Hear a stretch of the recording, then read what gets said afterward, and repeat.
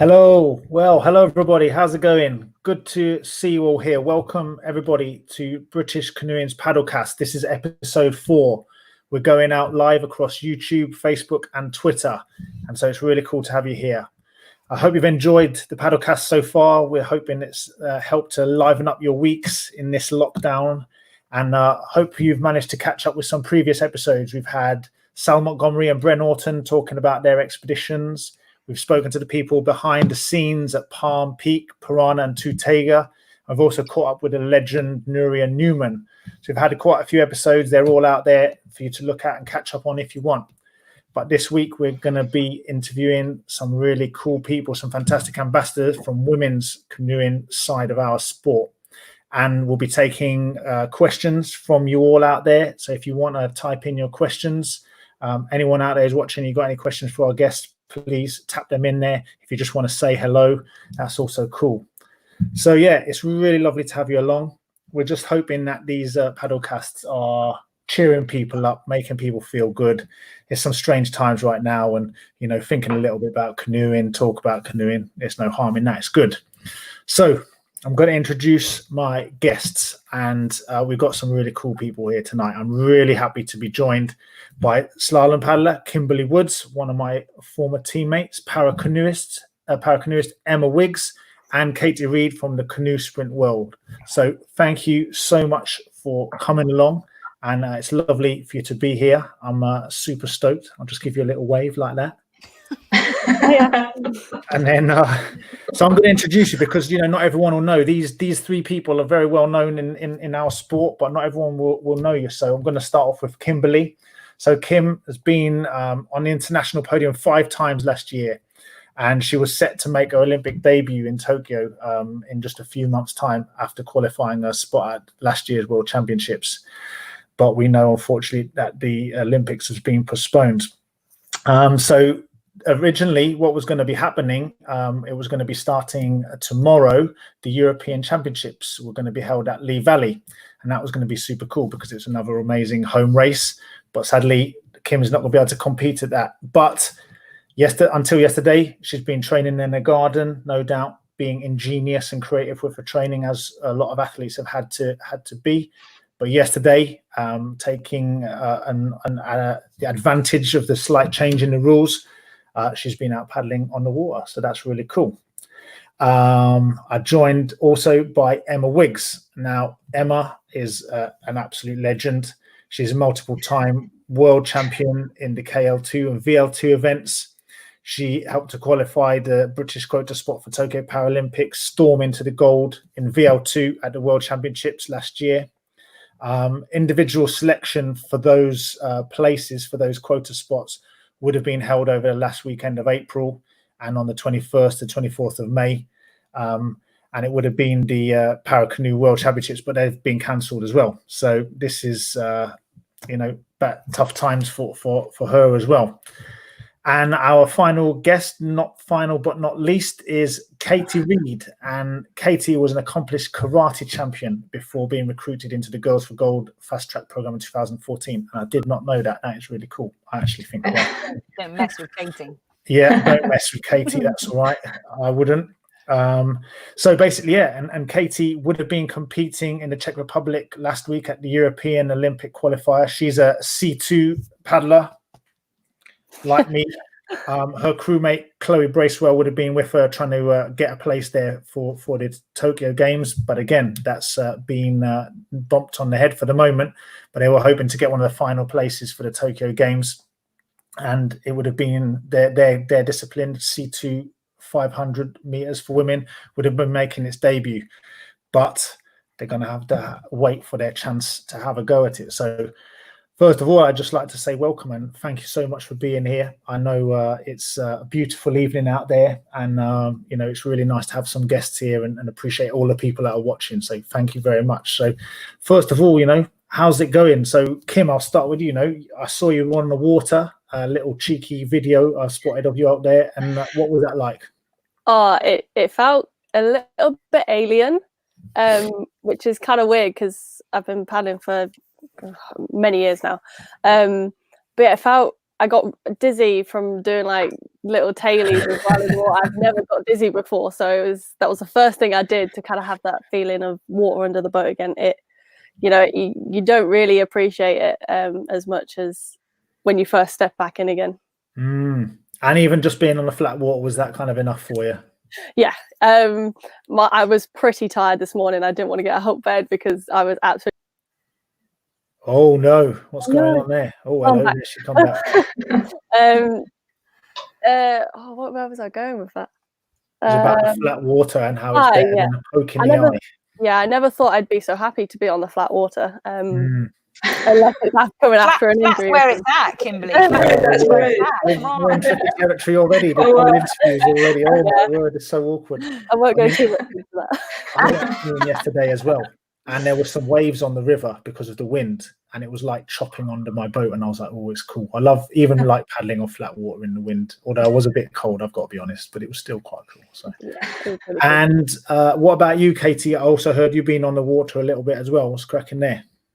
Yeah, I got back on the water today. I guess like Kim, it was just alien a bit. I thought it'd be really wobbly, but it went better than I thought. The first few strokes were surreal, really, because I've been on an ergo for 8 weeks now. So actually feeling the boat move underneath you was a great feeling, really, that you kind of forget why you paddle sometimes, and then when you step out of it and jump back in, it's like, yeah, I know why I paddle. It's a great feeling, and it's great to be outside. And today was a great day. It was a very sunny day as well. So yeah, it was great. It was sad, wasn't it? There was some nice sunny days kind of passed us by, unfortunately, during the lockdown, and a bit gutted. And I got to be honest with you, C1 sprint boat. It doesn't matter. I could paddle it for 20 years and it'd still be wobbly. It doesn't matter whether it have the or not. So fair credit to you. I have full respect for anybody who's prepared to go in one of those boats. So, and what about you, Emma? I know it's a little bit more complicated for the para athletes, and this is kind of complicated for you as well. Yeah, I think we're not back on the water yet. I mean, some of the squad that can carry their own boats have been back on, but for those of us that need a bit of help carrying the boat or getting into the boat, it's going to take a bit more time. I think the staff are working hard, trying to get some kind of process in place that will allow us to access the water and get back on doing what we want to do, which is being on the water and training hard and carrying on the road to Tokyo.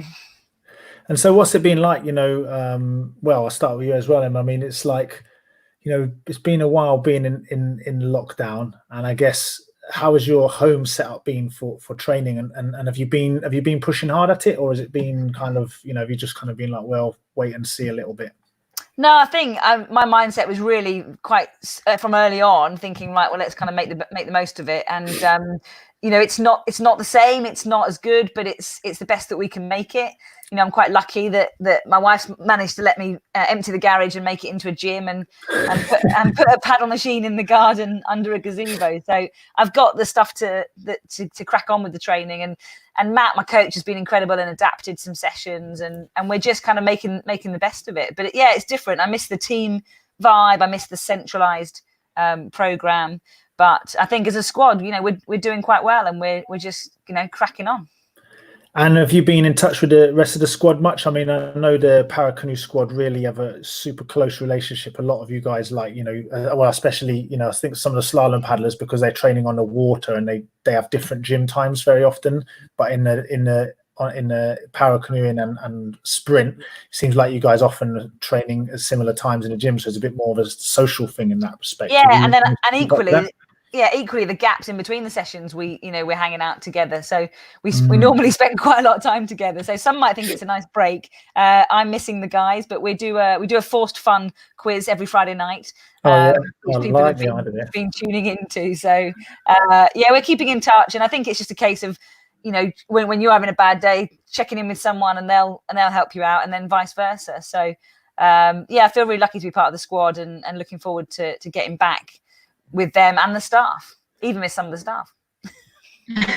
Oh, come on. So look, there's Draco Zandros. I hope I've got your name right. He's saying hello. Or Diane Woods. Oh, look at all these people there. Hello, Helena. Oh, look at that. They're all out there. Chris Harmer. Hello. Hannah Brown. Oh, hello. Kimberley, what's it been like for you? I guess you've, you're based relatively near that canal. That must have been tempting you, but have you been just blasting it out on the ergo and gym set up at home as well? Have you got any other, done any cross training and stuff like that?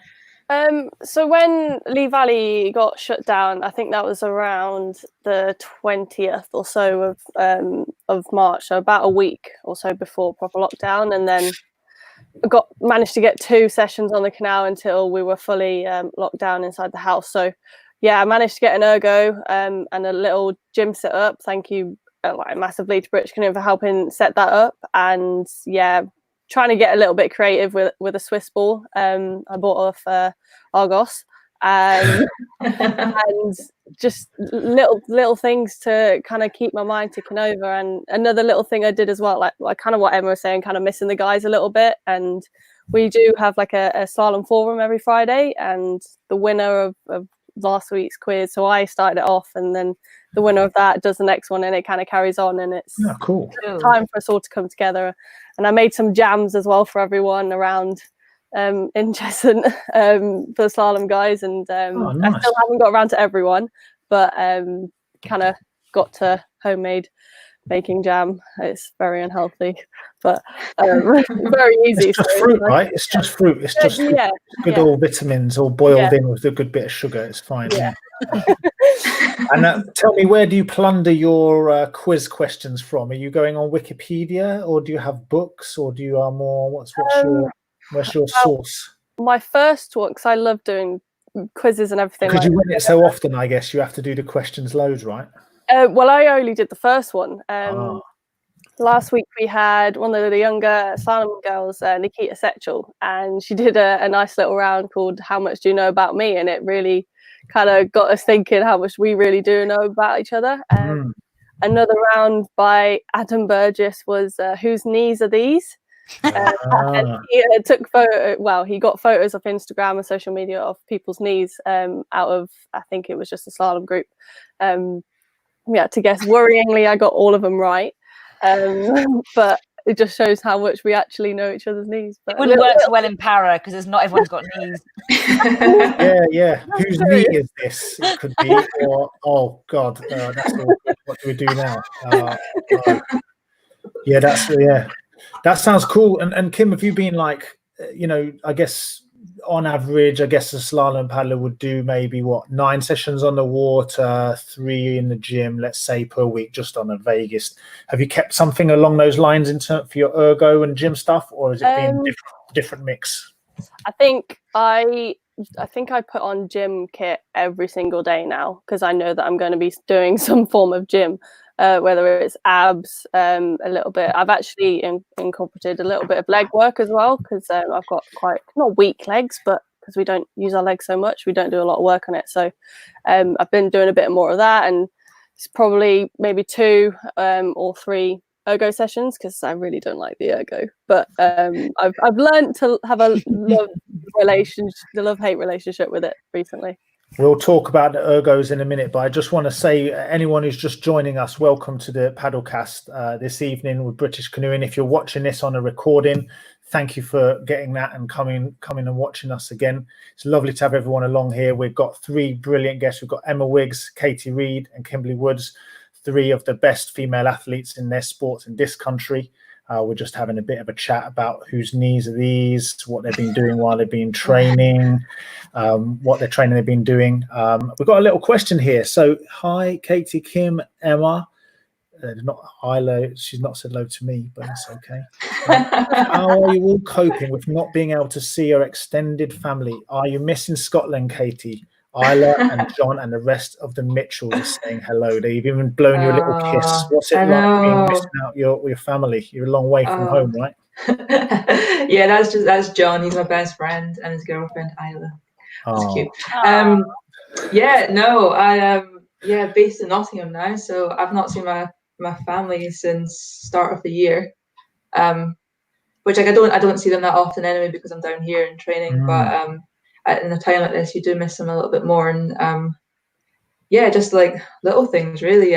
Like when you have a little bit more time in your hands, you kind of wonder a little bit more what they're up to, and but no, it's been it's been okay. Like I'm talking to my mum, like we talk about gardening and all that sort of stuff. And but yeah, it is strange. And like I'm not seeing like any of my friends this year at all because I've been away in South Africa and then Seville, and then this happened. So that's quite tough. But I know they're all supporting me. So have you got a regular sort of session to catch up with your friends and stuff like that, or do you just do it kind of ad hoc basis?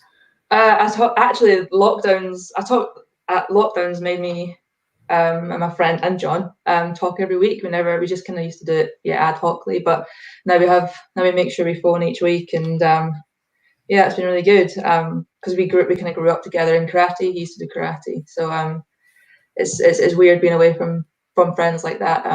But yeah, keeping in contact and keeping up to date with each other. So Rebecca Lovat has got there. Hello, Rebecca. Some people call her Becky. I don't know. I'm saying hello. Who or what have you missed most while being in lockdown? I'm going to chuck that one to Emma.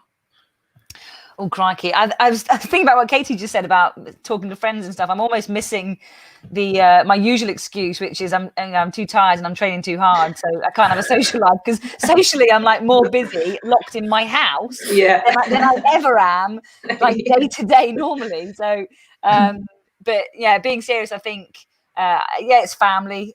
We don't get to see them a lot anyway because of training. So knowing that you can't just find that extra day where you can just nip down the motorway to see them is tough. But I think like Katie said, it's actually providing opportunities to speak to them more. We do endless family quizzes, and and my dad lives in the States, so we're seeing more of him than I've seen probably in 20 years. So it's nice. It's got some opportunities, but yeah, I think it's just family, and then like I said, the guys at training. Is your dad on the West Coast or the East Coast? He's in Houston, in Texas. Okay, so that is on the south, middle and mid on the east side. Yeah, go on. Give myself that one. He's turning up to the quiz every week, so I'm seeing him. Yeah. But yeah, I'm finding the socializing quite exhausting, to be honest. I tell you what, people are spending a lot of time on their devices at the minute. And speaking of devices, I was just going to ask you that, Katie, just before the new questions came in. So the love-hate relationship with the Ergo, what's that like for a sprint athlete? I can imagine you look at it sometimes and think, I actually really used to enjoy paddling on the Ergo, so I didn't do it very often. But what's that like? I mean, how many sessions would you do on an Ergo if the weather was fine? Would you do any? And nowadays, no, you're always on the water if you can. Yeah, so I think if the weather was really bad, it was really windy, we'd probably jump on the Ergos, but very rarely would we use them. But now, once or twice a day we're on the Ergos, which, I mean, we're very lucky to have them. Like some people are out there who can't paddle at all and can't train. So yeah, really lucky to have one, but it's tough. Like I said before, like you don't get that feel of the water and what we paddle because we enjoy being on the water. So it's strange. And I don't know if I've set it up wrong or what, but like the canoe Ergo is heavy, so it's really? Like you're just resistance training the whole time. Yeah, think of the games. And they're so sweaty, aren't they? Like you're so sweaty on an Ergo. And it's different because like in your C1, like it gives. So when you're moving, like the boat moves and you like the water changes things and stuff. But then on the Ergo, nothing moves apart from you. So it puts so much strain through like your top arm and your back and your front leg. I assume everyone who's doing a canoe Ergo, C1 canoe Ergo, understands the front leg pain that you get, because it just kills your hamstring. I have a lot of respect for you, but hearing about even more pain added onto it doesn't sound. And I saw Kim Kim, what's it like are you training canoe and kayak Ergo, or what's the story with that? I had not thought of that actually until just now. No, just kayak Ergo actually. There's not enough of them to go around. But I think I'd definitely choose a kayak Ergo over a C1 Ergo. I haven't been in my C1 for a very, very long time now. And the Euros would have been my last race before the games. So I've got an even longer time now out of it, and I haven't got my C1 here. It's still stuck in the boat store. But yeah, I was kind of feeling this kind of same feelings I'd get on my back and stuff. I think that was the only issue I had with the ergo, because I never quite thought about it with the boat moving and you're moving with it like that, as Katie said. So yeah, that kind of makes sense as to why I have a little bit of issue on the ergo. Yeah. So I got another question. So thinking about this, you know, to me, it looks fairly likely that there's not going to be any competitions this year. It's going to be really difficult. They might get some, I don't know, but you've got such a long distance now towards what may be your next competition, you know, and it's even longer distance towards, you know, the big prize, you know, the Olympics. Is it been a struggle to be motivated in this time, or has it been just like, I mean, I know it's relentless, but have you struggled, or have you taken it a little bit easy, just thinking, you know, you can really ramp it up at different times? Anyone got any thoughts on that? Go on, Katie, go for it. No, I was just going to say, I my initial thought was when it got postponed was obviously disappointment or gutted, but also because I've come through talent transfer, we've always kind of felt like, well, I've always kind of felt like we don't really have a lot of time. Yeah. We had our goal was to get to Tokyo, so we had 6 years to do that. So it was quite a short time frame to go from not paddling to trying to qualify and medal, I guess. So when that news came through, I was like a bit like, oh, that's quite good. Like we've got another year, a whole year to get better and to work on things that we've not had the chance to, because like now we're at home all summer. We've got that opportunity where we can practice like skills and stuff. Like we've never really had that chance in nice weather to go out in the boats and kind of just practice little skills that you kind of learn when you're 10 years old or whatever when you're growing up. So yeah, it's been quite it has been motivating. Obviously there's days when you're just like, wow, it's like you don't even know when. I have no idea the next time we'll be racing. Like we don't know when our qualifying events are going to be or anything. I don't know, I do this to race. Like you do this to race and to see how good you are. So that's quite hard. Like you don't really have like loads of short-term goals. You have long-term goals now. But because we were supposed to be qualifying last week, we would have known if we were going to the games or not. Chloe messaged me, so that she was like, oh, we're supposed to be racing today. And I was like, wow, yeah, like, oh my gosh, we were supposed to be racing last week. That's crazy. It's like crazy to think about it. And time has just walked, hasn't it, in these last few weeks? I've always, that's kind of like kickstart my motivation again. Like it just gives it a little bump. And I think like trying, like remembering those events and those races, I think is key for me to keep my motivation high. Yeah, I just see there Jason's there. Isn't it time just to keep up for the love of the sport, keep fit and stay injury free? But I sort of hearing that you're kind of, I guess it's just like there's a mission here, right? And I felt it more keenly from you there. It's like, you know, you were on a super short run up to this, right? Yeah, like also at the back of your mind, you've got the games and that's such a short time frame to. And when did you start then? When did your journey start in paddling? When's the first time you got into the boat and in the talent transfer? First time I got into a boat, it must have been 2014. I think that's when the girl I came through Girls for Gold. So yeah, like I said, like you said, I did karate and then got on to the Girls for Gold. So yeah, 2014 is when I first got in the boat, and then first started racing internationally in 2016, I think.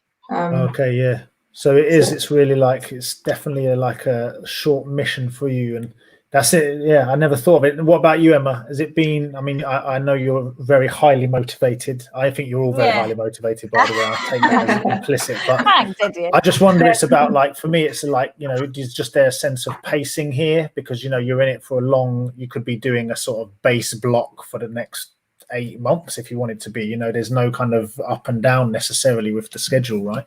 Yeah, I mean, we went from waking up and it being 162 days till we raced at the Paralympic Games to over 520. So for me, you're right. I love training and I'm quite motivated. And I was really lucky that Matt, my coach, was able to say, right, we've got an extra year. We've got, we don't know what's going to happen. So let's just look at what we do know, which is getting the setup at home and training in these kind of small little cycles like Katie was talking about. So for me, because, I love to plan.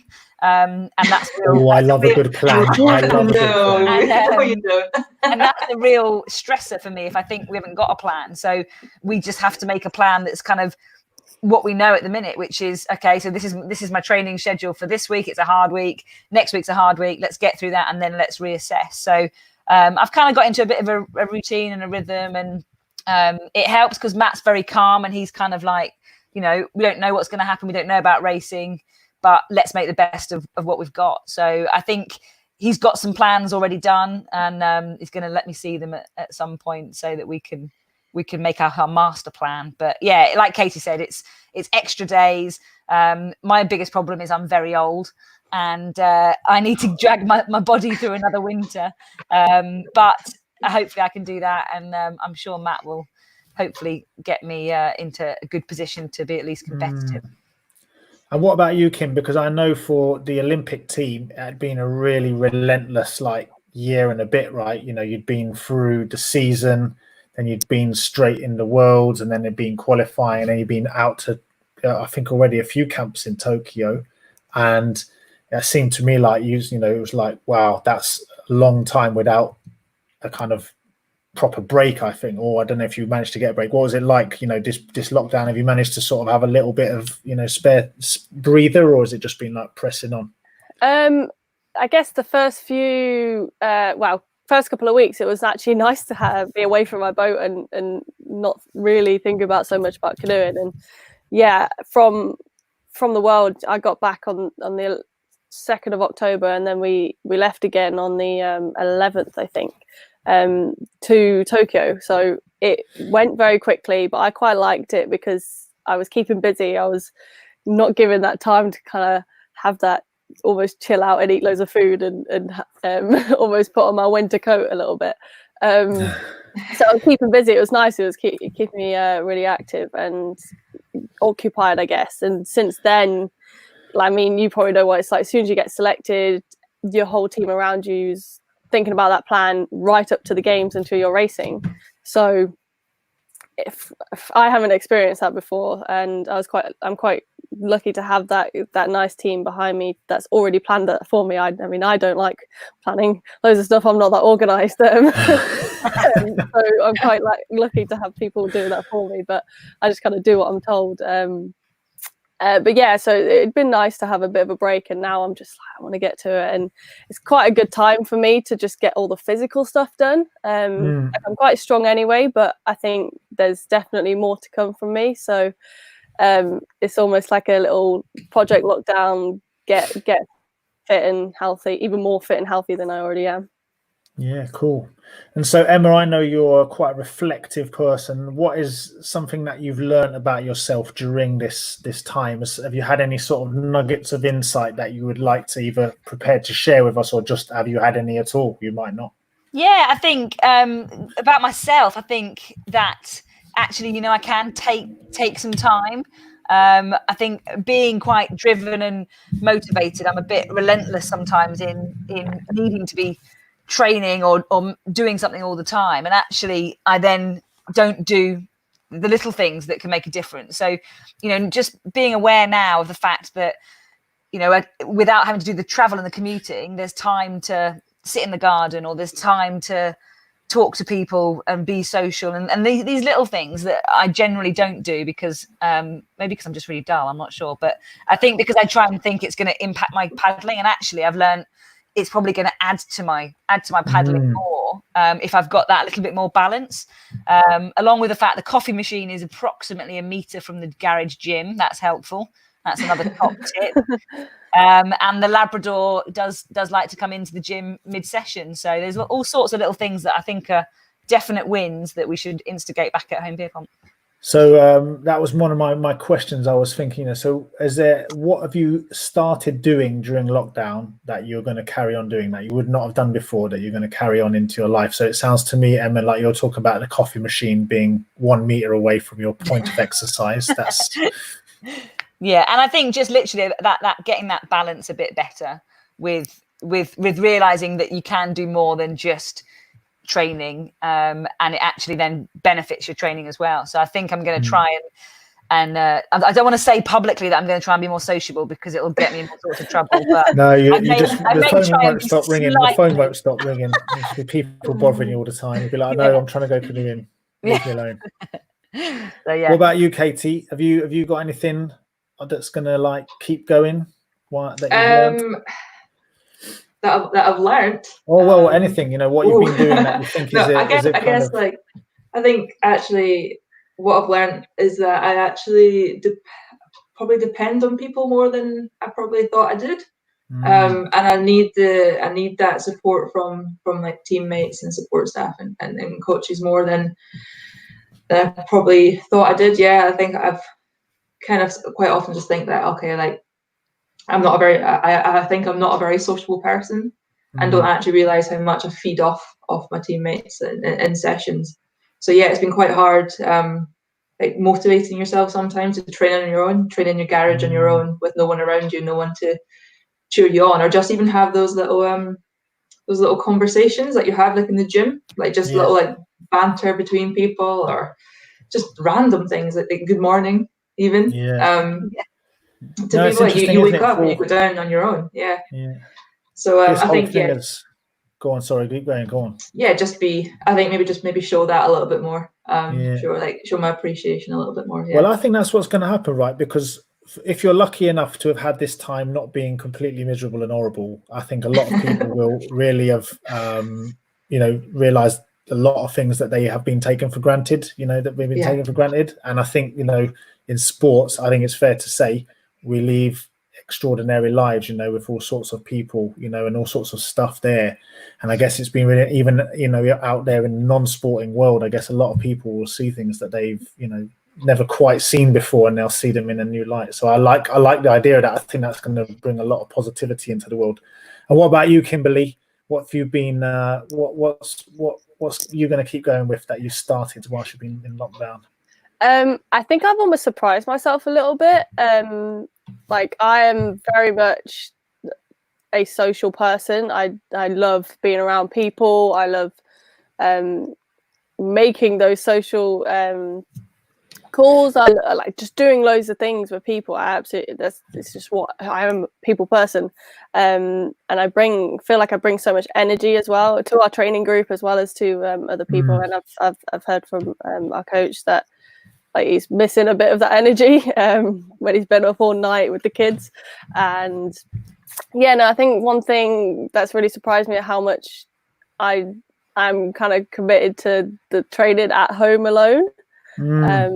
I've got my other half joining me with some of the sessions, and he can paddle as well, so it's been quite good to have him on the water with me for those 3 sessions. But one thing I'll probably kind of keep doing is almost realize how much I actually love being fit and healthy. I don't just do it because it's my job as such, like I do it because it's a lifestyle. And I can't see myself stop being like that. And kind of bringing, making those jams and things, almost putting that little extra effort to kind of put a smile on someone's face. Like I never realized how much I enjoyed doing that day to day. So I think I keep doing almost kind of what Katie said, appreciating just saying hello to your training group or people in the morning. You don't realize you do it until you don't do it. Yeah. And what about so another thing I'm sort of thinking about, I'm not sure there's going to be a sort of end point in this, it's going to be a sort of long kind of drawn out sort of part of the way, but I'm sort of wondering, is there going to be something that you're going to do that is going to be for you like, yes, that is the kind of moment that you think that you're looking forward to coming out of all this business? I'll throw that at Emma. Oh no, she looks like she's thinking. Katie, have you got an answer? Sorry, you asked What did you ask? Yeah, what are you going to look forward to? What you're looking forward to? You know, what's going to be that thing that you're looking forward to that you're going to do when this is kind of on its way to being over? Does it have to be paddling related? It can be no, not at all. No, absolutely. I can't wait to go out for a burger. Oh, really? I actually just going out to a restaurant with friends or my partner. Just I really enjoy that. And yeah, we've managed to get a takeaway once or twice, but like it's not the same. And I love that social side of that, and can't wait. Especially with my family as well. Whenever we meet up, we always go out for food. So or have like a barbecue or something like that with people. Yeah. What about you, Emma? Have you come up with an answer? Yeah, well, no, it's similar really, because I do all the cooking and stuff, so it's just going out for something that I haven't had to cook or wash up would be amazing, because I actually haven't left our village. We live in a tiny little village, and I haven't left the village since the day we got locked down. So just even to drive the car, like, you know, just to do something that is out and about. Kimberley, what about you? I mean, I was relating quite a lot to driving the car. I think my car's died about twice the battery. So I think that's one thing I'm kind of glad that we're still allowed to paddle now, is to be able to just keep moving my car now. But no, I think the one thing I'm really looking forward to doing is just going up and seeing my family. You know, we go away a lot, but I always go, I'll just go see them when I get home. But the fact that that kind of feeling is gone, like I can't just go to see them. And my little nephew's turning 2 at the end of this month, and I really hope that I could go see him, but I don't think I'll be able to, which is really sad. But yeah, that's what I'm looking forward to seeing him. And what about your so I had a quick scan through your social media channels just before this started, and I sort of wondered what has been the thing that you've been, you know, putting out on social media that you're kind of proudest of, and that you're most glad to have been brought to the world through your channels. Anyone got one for that? Oh, wow. I mean, Etienne, I put a lot of terrible food pictures, so that's probably not something. Terrible food pictures. Okay. Yeah. That's all right. No, I just wondered. That's okay. Don't have to. I made a mini. Well, I didn't make a mini slalom course. My other half made a mini slalom course from a hose and a bit of slate going into the pond, which was pretty cool. And I did a little video for, I think it's TikTok and Team GB, and they did isolation games or something like that. And I made it look like I was getting ready for a race run, and that was really fun to do. And the slalom course is still up there, and I look at the poles going, there'll be real poles one day. One day. And did you make that all yourself? Did you set it all up yourself, or did they help you to sort of come up with the idea or anything? Well, so we were seeing, I can't remember his name, a hockey player, I think it was. Sam Ward. Yeah, Sam Ward. Yeah, doing loads of different sports, and it was amazing. And they were just saying, see if you can get on the trend and things like that. So I thought I'd give it a go. And I was doing a gym session or something, and my other half got making out of, I think it was like toothpicks, and yeah, really creative. I was really impressed. I think he's really proud of it as well. And what about you, Katie? Anything that you've been interested in on social media that's kind of caught your eye and that you've gotten behind, or is it just like you're not into that sort of thing? You're like too busy on your ergo. Yeah, no, I'm not. I don't know. I think probably started following more gardening accounts. Here we go. See, this is the gold. This is the sort of answer that I'm after. I'm an old woman. I actually am. I knit and I bake and I do gardening. So yeah, I think being at home. I'm never at home in the summer. I'm away for so much of the summer normally that I never get time to be in the garden. So it's been really good. I've bought loads of plants. I've me and my partner have made raised beds. We built raised beds out of decking. So yeah, using our carpentry skills, and preparing a bit of land for grass, and so I like Gardener's World and Monty Don. So rock and roll. yeah, Right. All good stuff. 8:30 on a Friday night. Yeah. I planted 2 sunflowers in my garden the other day, and I've just remembered I've not watered my seedlings for 2 days, which basically is bad, isn't it? So that's like treating them very badly, very badly. Yeah. So my final question here is, there's been a lot of interest about kind of mental health and this whole sort of side of lockdown, and there's a lot of concerns out there, and I'm thinking, we've been talking a lot about training and all that side of things, and it's all linked into mental health. I'm wondering if, for some of you, I know, you've talked about this a little bit. How have you been doing anything specifically to kind of look after that side of things? I think at the start, I when we had lots of uncertainty, I did quite a lot of Headspace.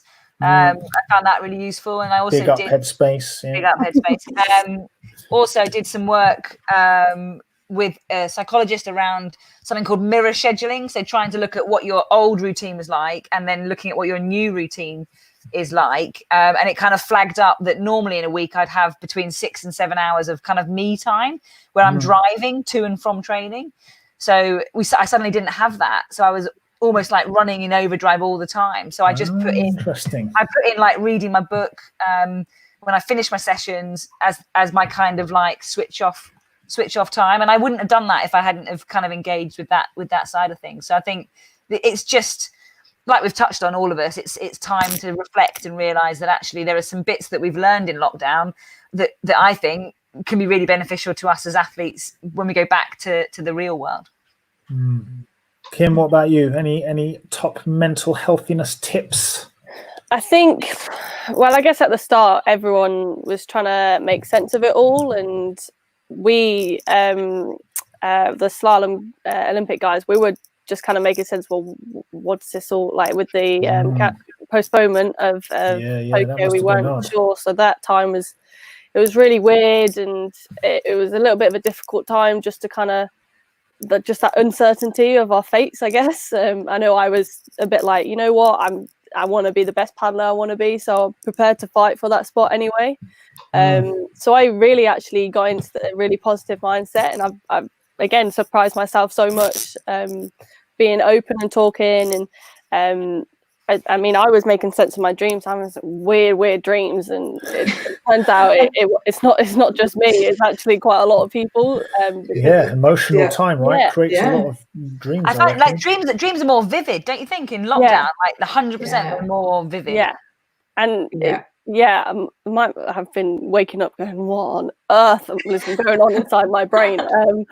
Quite a lot more often, and just talking about that kind of stuff, and with the psychologist as well, she's been helping me make sense, and we've been doing kind of 2-week blocks, which has kind of put a big routine. And I think that's one of the things that's been key to having a positive mindset and kind of things like that, and keeping my mental health healthy. It's having that routine, and that's been the key for me. And it's mental health awareness next week, and it's about being kind. So that's kind of been a good drive for me, having routines and things like that, and kind of keeping things social. I'm all about routines. I think athletes, I don't know, personally, I think athletes really work in a very, fairly strong routine lifestyle. And I guess lockdown has probably changed everybody's routines, and that's actually in itself potentially stressful. What about you, Katie? Do you do anything specifically on that? Do you work closely with a psychologist as well and stuff?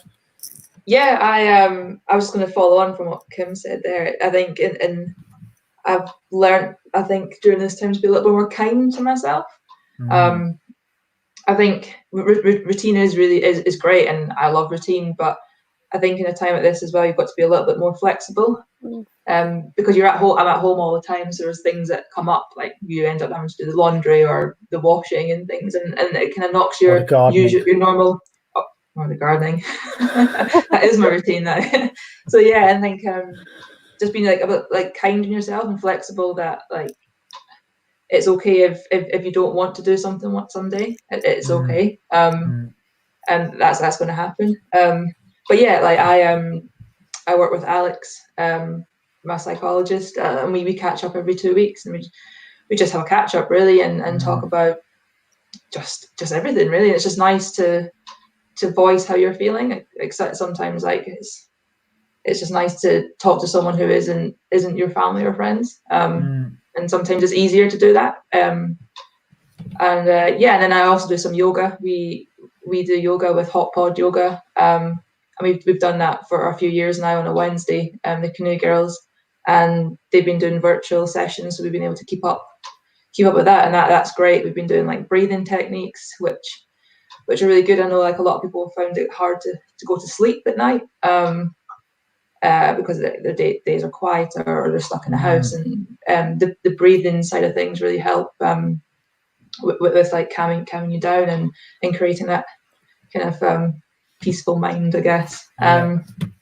So yeah, like just a few bits of bobs, but I think it's just taking time to be kind to yourself. Yeah. Well, I tell you what, being kind to yourself and kind to other people, I don't think there's anything wrong with that, and we could all do it a little bit more of that in the world. So I'm gonna wrap it up there and just say thank you so much to you three for coming along tonight. It's a real pleasure. Thanks to everybody who's viewing this live, who's posted questions and comments. Thanks to everybody who's watching on the recording.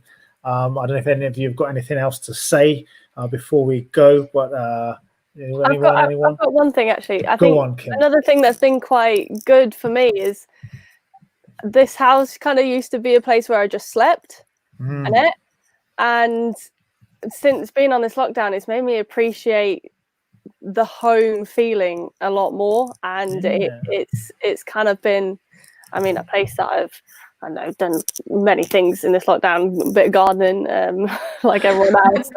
Banana bread. Vegetables. I've not made banana bread actually. Oh, Kimberley. No, never mind. No. I haven't found any flour. But yeah, no, I think it's one of the things that's been really cool is to kind of actually feel like a home rather than a place that you slept. And a lot of people are stuck in lockdown. It's actually been quite nice to be at home. At home, yeah. Yeah. Good point. Oh, that's cool. That's cool. Say that again, sorry. No, just saying a great point. Really good point. Yeah. Nice one. So look, thank you. Look, it's lovely to have you. I want to let you all know that next week we're going to have a stand-up paddleboard enthusiast, but most people might know him as a comedian. We're going to have Bill Bailey on live at 7 p.m. So that's going to be on Facebook, YouTube, and Twitter. Keep an eye on social media on the British Canoeing channels for that, and we're going to release the recording. And but for now, thank you so much for being here. Really lovely to have you along. If you're heading out onto the water the next few days, please check out British Canoeing's policy about that. You need to kind of be on top of that and stay well, enjoy yourselves, and be lovely to each other. And I guess we'll see you all again. Mwah. Thank Cheerio. you. Bye. Bye.